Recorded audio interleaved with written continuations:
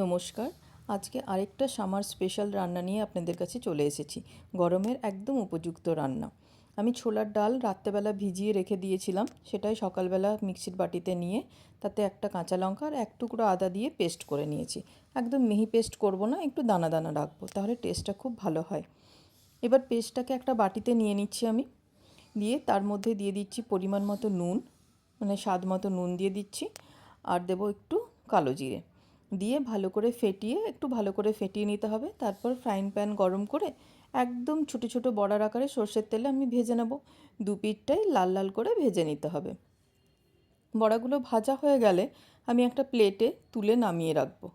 তারপর বসিয়ে দেবো কড়াই গরম করে সর্ষের তেল, কালো জিরে আর কাঁচা লঙ্কা, আমি এখানে দুটো কাঁচা লঙ্কা ব্যবহার করেছি, আপনারা চাইলে লঙ্কার পরিমাণ বাড়াতে পারেন। তারপর লম্বা করে কেটে রাখা ঝিঙেটা দিয়ে দেবো। এরপর দিয়ে দিচ্ছি এর মধ্যে নুন, স্বাদ অনুযায়ী নুন দেবেন। হলুদ দিতে হবে একটু, 1 টিস্পুন হলুদ দিয়েছি। আর দেবো জিরে গুঁড়ো।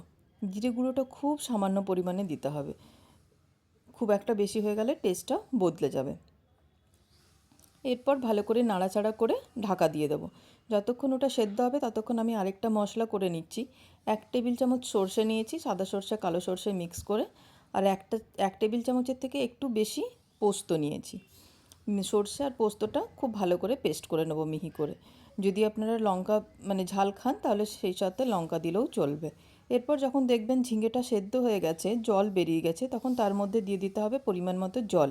যতটা গ্রেভি আপনাদের লাগবে সেই অনুযায়ী জল দিয়ে দেবেন। আমি এখানে 2 গ্লাস জল দিয়েছি। তারপর ভেজে রাখা বড়াগুলো দিয়ে দেবো। যখন ভেজে রাখা বড়াগুলো দিয়ে একটু হালকা হাতে নেড়ে চেড়ে ঢাকা দিয়ে দেবো। ওটা যখন ফুটে উঠবে তখন তার মধ্যে দিয়ে দিতে হবে পোস্ত সর্ষের পেস্টটা, যেটা বানিয়ে রেখেছিলাম, আর একটু আমি দিলাম এখানে মিক্সির বাটি ধোয়া জলটা। এবার হালকা হাতে নেড়ে চেড়ে 5 মিনিট ফুটিয়ে নিলেই রেডি ঝিঙে বড়ার ঝাল দেওয়া।